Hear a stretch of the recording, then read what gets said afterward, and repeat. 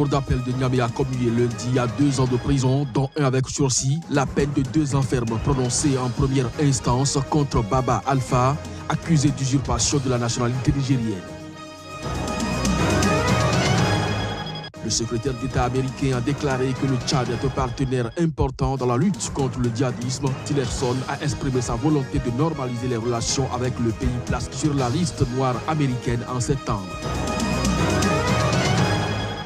La Birmanie ne perd pas son temps après le départ des milliers de Rohingyas. Elle s'est mise à construire des bases militaires à l'emplacement de villages de musulmans Rohingyas incendiés dans les violences de 2017. C'était là le sommaire du journal. Mesdames, Messieurs, bonjour et bienvenue. Le secrétaire d'État américain, alors qu'il finissait sa visite à N'Djamena, a déclaré que le Tchad est un partenaire important dans la lutte contre le djihadisme. Rex Tillerson a exprimé sa volonté de normaliser ses relations avec le pays placé sur la liste noire américaine en septembre. En reportage. Face à la réalité du terrorisme, le secrétaire d'État américain s'est dit inquiet de la présence d'éléments de Daesh dans le Sahel. C'était au cours d'une conférence de presse en présence des autorités tchadiennes. Rex Tillerson a alors reconnu qu'en vainquant Daesh en Irak et en Syrie, il était su qu'ils allaient fuir cette région pour se rendre en Afrique.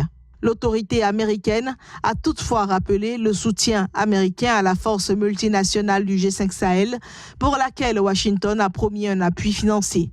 Le Tchad, allié de la France et de l'Occident dans la lutte contre les djihadistes opérant dans le Sahel, est jusqu'à présent resté relativement épargné par les attentats djihadistes qui touchent de nombreux pays sahéliens. Selon une source militaire tchadienne, les États-Unis disposent d'une unité de drones basée à l'aéroport de N'Djamena pour surveiller le Sahel. Ils soutiennent la force multinationale mixte dans la lutte contre Boko Haram, participent à la formation de militaires tchadiens et fournissent du matériel à l'armée. Par ailleurs, le secrétaire d'État américain est revenu sur l'interdiction de voyager aux États-Unis, frappant les ressortissants tchadiens. En effet, le pays a été placé en septembre par Washington sur une liste noire pour un manque de coopération avec les États-Unis. Après son étape tchadienne, Tillerson s'est rendu au Nigeria où il achève sa première tournée africaine. Le secrétaire d'État annoncé dans plusieurs capitales africaines va écourter sa tournée. Rex Tillerson va retourner donc à Washington un jour plus tôt pour des exigences de travail selon les autorités américaines. Cette annonce a été faite alors qu'il avait déjà annulé son programme de samedi au Kenya pour des raisons de santé. Reportage. Le secrétaire d'État américain termine un jour plus tôt que prévu sa tournée africaine en raison des exigences du travail. C'est ce qu'a annoncé lundi à la presse le sous-secrétaire d'État à la diplomatie publique et affaires publiques au département d'État américain. Selon ce dernier, Rex Tillerson arrivera tôt dans la matinée de mardi à Washington pour des réunions. Cette annonce a été faite alors que le secrétaire d'État américain achevait une visite au Tchad à la mi-journée de lundi avant d'embarquer pour le Nigeria. Samedi, Rex Tillerson avait déjà annulé son programme à Nairobi, la capitale kenyane, pour des raisons de santé. Pour justifier l'annulation de ces activités, les autorités américaines ont déclaré que le secrétaire d'État ne se sentait pas bien après de longues journées de travail sur des problèmes majeurs de son pays, notamment ceux concernant la Corée du Nord. Rex Tillerson a entamé mercredi dernier sa première tournée en Afrique par l'Éthiopie avant de se rendre vendredi à Djibouti et samedi au Kenya. Plus de la moitié de la population en Centrafrique aura besoin d'une aide humanitaire dans un futur proche si rien n'est fait. Les autorités du pays et des organismes d'aide humanitaire montent au créneau et affirment donc le fait à travers donc leur sortie médiatique et ceci devant les caméras de Sika TV de Hubert Marie Djamali, notre correspondant sur place. En raison des violences perpétrées par les groupes armés, plus d'un Centrafricain sur 4 est soit déplacé interne, soit réfugié. En un an, le nombre de personnes déplacées internes a augmenté de plus de 70% depuis le premier trimestre de l'année 2017. La crise a exclu des milliers d'enfants de la jouissance de leur droit fondamental à l'éducation. Afin de répondre aux besoins de ces populations, le gouvernement centrafricain et l'équipe humanitaire pays ont procédé au lancement officiel du plan de réponse humanitaire 2018 évalué à 515,6 millions de dollars, soit 275,7 milliards de francs CFA. L'avenir n'est que du présent à mettre en œuvre. Il ne suffit pas de le prévoir, il faut surtout le permettre.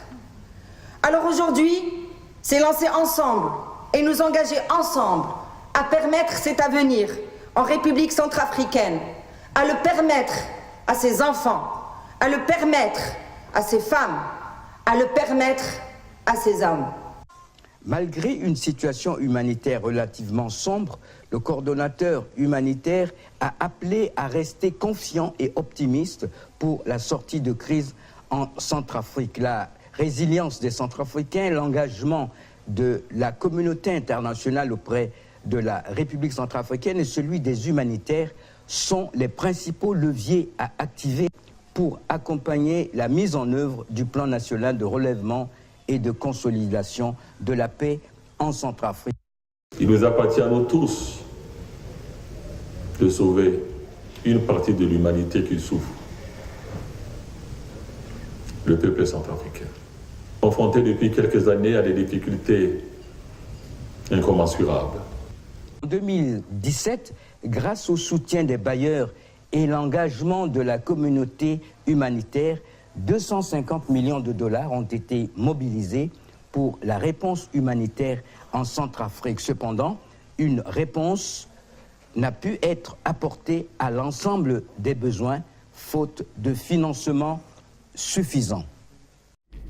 Toujours en Afrique centrale, les populations de l'Ituri, dans le nord-est de la République démocratique du Congo, ont lancé ce lundi un appel à l'aide humanitaire. Objectif, venir en aide aux centaines de milliers de déplacés par la reprise des violences intercommunautaires dans la région. Reportage.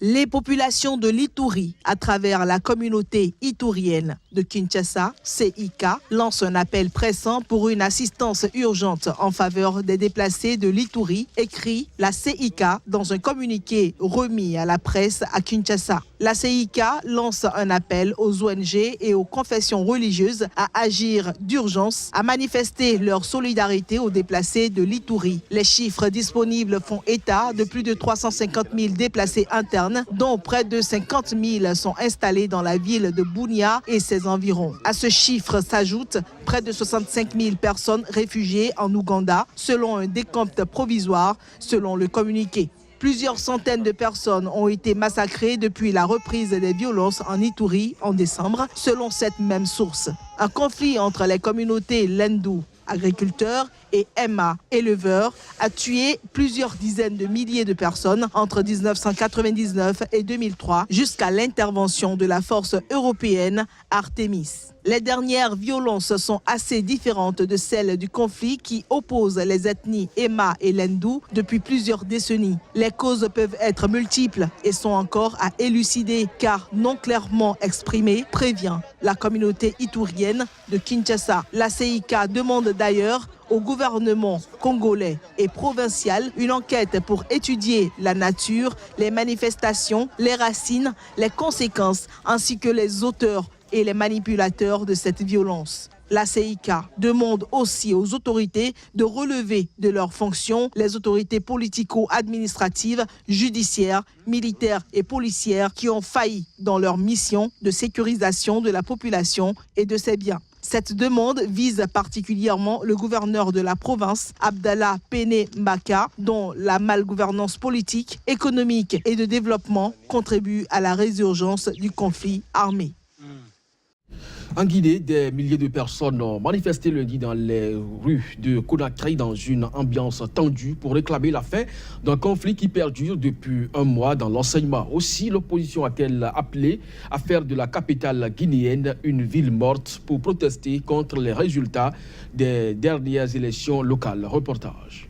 Dans la presqu'île de Kaloum, le quartier administratif et des affaires, des milliers de personnes réclamaient dans la rue la réouverture des écoles, fermé depuis le 12 février en raison d'une grève lancée par une branche dissidente du syndicat libre des enseignants et chercheurs de Guinée. En fin de matinée, des centaines de manifestants se sont rassemblés devant le palais du président Alpha Condé, proférant menaces et insultes à des membres de la garde présidentielle portant des équipements anti-émeutes. Les manifestants, en majorité des jeunes et des femmes, lançait des slogans hostiles au chef de l'État, lui reprochant de n'avoir pas trouvé de réponse aux revendications des grévistes qui réclament des augmentations de salaire. À ce conflit dans l'enseignement s'ajoutent depuis des semaines les protestations du principal parti de l'opposition, l'UFDG, qui conteste la victoire du parti présidentiel lors des élections locales du 4 février. Le parti de l'ancien Premier ministre, Cellou Dalein Diallo, a appelé à une nouvelle action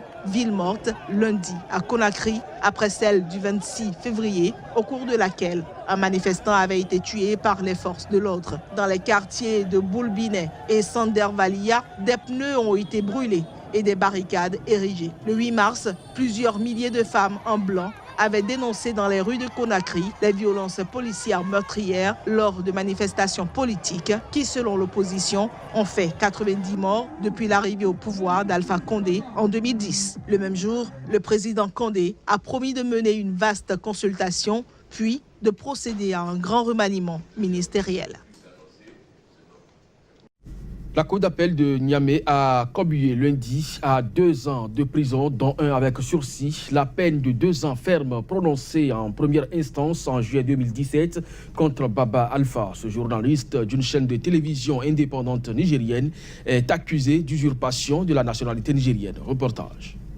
Ce procès de longue haleine a fini par être vidé par la cour d'appel. Baba Alpha a pris 2 ans, dont un assorti de sursis, a affirmé au journaliste son avocat. Baba Alpha et son père, âgés de 70 ans, sont écroués depuis le 3 avril 2017 à la prison de Niamey, initialement pour faux et usage de faux en écriture en lien avec la nationalité nigérienne du journaliste. Le journaliste devrait donc sortir de prison après avoir purgé sa peine début avril, a ajouté l'avocat. Le 18 juillet 2017, les 2 prévenus avaient été condamnés en première instance à 2 années de prison ferme après la requalification en usage de faux. Les 2 prévenus avaient été également condamnés à 10 ans de privation de tout droit civique et politique et l'interdiction de tout emploi public. Selon la presse, Baba Alpha serait de nationalité malienne et aurait acquis la nationalité nigérienne de manière irrégulière. La cour d'appel a annulé le jugement en première instance et ne s'est pas prononcée sur la dégradation civique.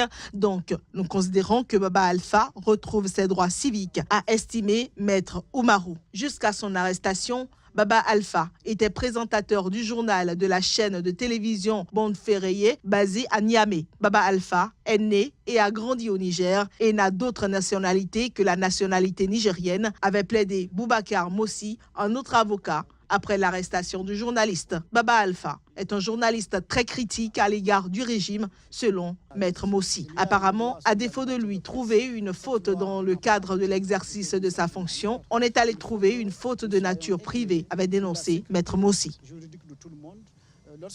La Birmanie ne perd pas son temps après le départ des milliers de Rohingyas. Elle s'est mise à construire des bases militaires à l'emplacement de villages de musulmans Rohingyas incendiés dans les violences de 2017. Un état de choses qu'accuse Amnesty International dans un rapport publié lundi. Reportage. Alors que se tiennent des pourparlers entre le Bangladesh et la Birmanie dans le but d'un possible retour des Rohingyas, les autorités birmanes construisent à l'endroit même où les Rohingyas doivent revenir.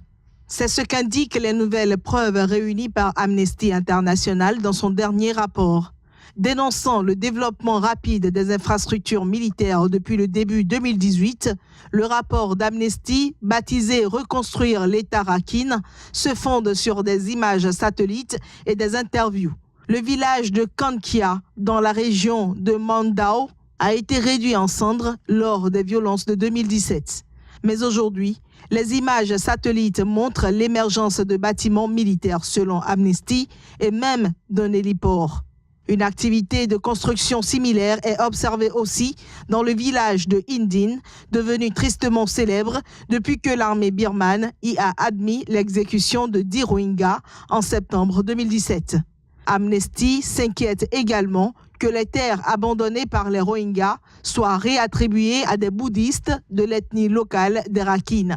Les violences de la part de l'armée, organisées après des attaques de rebelles Rohingyas, ont poussé près de 700 000 personnes de cette communauté en exil au Bangladesh voisin. Et c'est sur cette information que nous refermons cette édition. Merci à vous de nous avoir suivis. L'actualité se poursuit sur SICA et ses différents sites. Restez donc câblés.